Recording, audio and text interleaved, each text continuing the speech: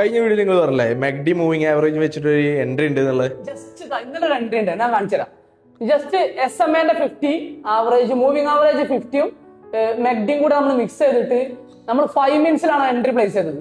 കണ്ടോ ഇവിടെ ഈ ഒരു പൊസിഷൻ ഇല്ലേ, അതായത് ഏകദേശം 4029 മെഗ്ഡിയില് സെല്ലിലേക്ക് ഷിഫ്റ്റ് ആയി, ട്രെൻഡ് മൂവിങ് ആവറേജിന്റെ താഴെ മാർക്കറ്റ് ക്ലോസ് ചെയ്തു. അങ്ങനെ വന്നു കഴിഞ്ഞാൽ നമ്മൾ 5 മിനിറ്റ്സിൽ ഒരു എൻഗൾഫാണ് ട്രൈ ചെയ്യുക. ജസ്റ്റ് എൻഗൾഫ് ഞാൻ കാണിച്ചത് അവിടെ 5 മിനിറ്റ്സിൽ നമുക്ക് അങ്ങനെ ഒരു മൊമെന്റ് ഷിഫ്റ്റ് കിട്ടിയതിന് ശേഷം ഒരു എൻഗൾഫ് കിട്ടുകയാണെങ്കിൽ ഈ എൻഗൾഫ് ക്യാൻഡിലുമ്പോൾ നമ്മൾ സെൽ ലിമിറ്റ് പ്ലേസ് ചെയ്യുകയും ചെയ്യും.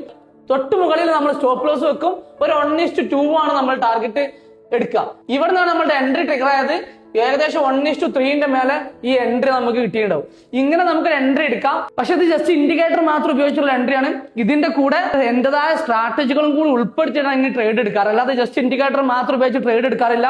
അപ്പൊ ട്രേഡിങ്ങിനെ കുറിച്ച് കൂടുതൽ അറിയണമെങ്കിൽ പേജ് ഒന്ന് ജസ്റ്റ് ഫോളോ ചെയ്യുക, DM ചെയ്യുക.